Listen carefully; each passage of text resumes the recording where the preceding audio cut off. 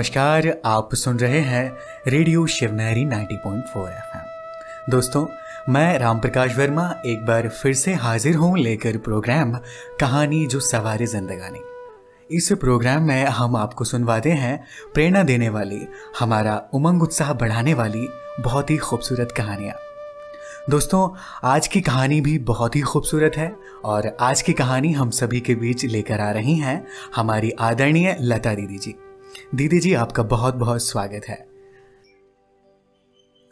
आज मैं आपको एक कहानी सुनाने जा रही हूँ, जिस कहानी से हमको सत्यता की शिक्षा मिलती है। बात है उस बचपन की जब एक छोटा सा बच्चा बहुत ही होशियार, पढ़ाई में बहुत निपुण, प्रवीण और हर समय बहुत ही अच्छे नंबरों से पास होने वाला, लेकिन आज कुछ दिन ऐसा मायूस था जो बच्चा स्कूल तो पहुंचा, बैठा भी, लेकिन जैसे ही मास्टर जी ने पढ़ाना शुरू किया, बच्चे का मन थोड़ा उलझन में था। बच्चा उठा और जाकर बड़ी विनम्रता से मास्टर जी के पास जाकर खड़ा होकर बोला, मास्टर जी, आज मेरा पढ़ाई में मन नहीं लग रहा है, क्या मैं घर चला जाऊं? मास्टर जी ने देखा 60 बच्चे मेरे समक्ष मेरी विद्या ग्रहण करने के लिए बैठे हैं और इस बच्चे की इतनी हिम्मत जो 60 बच्चों के बीच में आकर ये कह रहा है कि मेरा पढ़ाई में मन नहीं लग रहा, मैं पढ़ा रहा हूं और इसका मन नहीं लग रहा है। बस उन्होंने डांट डपटार कर उसको वापस बिठा दिया। जाओ, वापस जाकर अपनी सीट पे बैठ जाओ। बच्चा बेचारा मायूस होकर वापस अपनी सीट पर बैठ गया। जैसे ही वहां बैठा, फिर उसका मन कुछ उलझन में था। आज फिर से मन थोड़ा उदास, दुखी था। उसने पुनः थोड़े समय के लिए तो इंतजार किया, लेकिन फिर बड़ी विनम्रता से उठा एक और कोशिश करने और गया मास्टर जी के नजदीक और जाकर बोला, मास्टर जी, मैं सच बोल रहा हूँ, आज मेरा पढ़ाई में मन नहीं लग रहा है, प्लीज आप मुझे घर वापस भेज दीजिए। मास्टर जी को फिर से गुस्सा आया। मास्टर जी ने उसको धक्का देकर बोला, जाकर चुपचाप सीट पर बैठ जा, बड़ा आया मन नहीं लग रहा है। बच्चा बहुत निराश हुआ कि आज पहली बार मेरा मन नहीं लग रहा है, क्या मैं वो अपनी व्यथा भी नहीं बता सकता? लेकिन एक उलझन सी लेकर बैठा हुआ था और उसी उलझन में थोड़ा और मायूस होता हुआ कुछ देर और उसने जैसे तैसे अपने मन को चलाया। और जब अपने मन को चलाया, लेकिन मन तो आज उसका बेकाबू हुआ पड़ा था। आज मन कहीं और ही भाग रहा था। बच्चा एक और कोशिश करने, एक आखिरी कोशिश करने मास्टर जी के पास पहुंचा। जैसे ही मास्टर जी के पास गया, मास्टर जी, मैं सच कह रहा हूँ, कोई झूठ नहीं है इसमें, आज मेरा मन बिल्कुल पढ़ाई में नहीं लग रहा है। यहाँ बैठे हुए भी मैं जैसे यहाँ अनुपस्थित हूँ, कृपया आप मुझे मेरे घर वापस भेज दीजिए। मास्टर जी ने अपना आपा खो दिया और उन्होंने एक थप्पड़ उसके गाल पे जड़ दिया।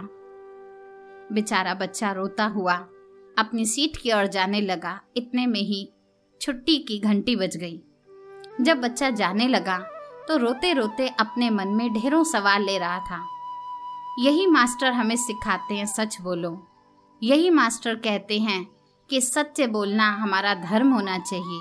आज पहली बार मैंने अपनी सत्यता जाहिर करी, तो क्यों मास्टर जी ने उसकी मुझे कीमत दे दी और मुझे थप्पड़ खाकर उसकी कीमत चुकानी पड़ी। इतने में ही वही मास्टर जब कक्षा के बाहर रोते हुए उसको देख रहे थे, तो उसके पास नजदीक जाकर बोले, बच्चा, क्या हुआ तुम्हें? तो उसने ये कहा कि मैं एक सवाल से बहुत ही परेशान हूँ। ये परेशानी कि मैंने तो सच बोला था, आज मेरा पढ़ाई में बिल्कुल मन नहीं लग रहा था, फिर आपने मुझे थप्पड़ मारकर मुझसे इतनी भारी कीमत क्यों ली? मास्टर जी ने बहुत ही सुंदर जवाब दिया। ये बहुत सुनने लायक है कि हम सत्यता बोले अवश्य, लेकिन सत्यता को सभ्यता का आधार अवश्य दीजिए। सत्यता बोले, लेकिन सामने वाले की शक्ति, सामने वाले का वो यथार्थ समय देखकर बोलिए। ऐसे तो अगर हम भरी सभा में कुछ सत्य अनुचित शब्दों के रूप में बोल दें तो वह किसी का सम्मान गिराने के निमित्त बन जाता है।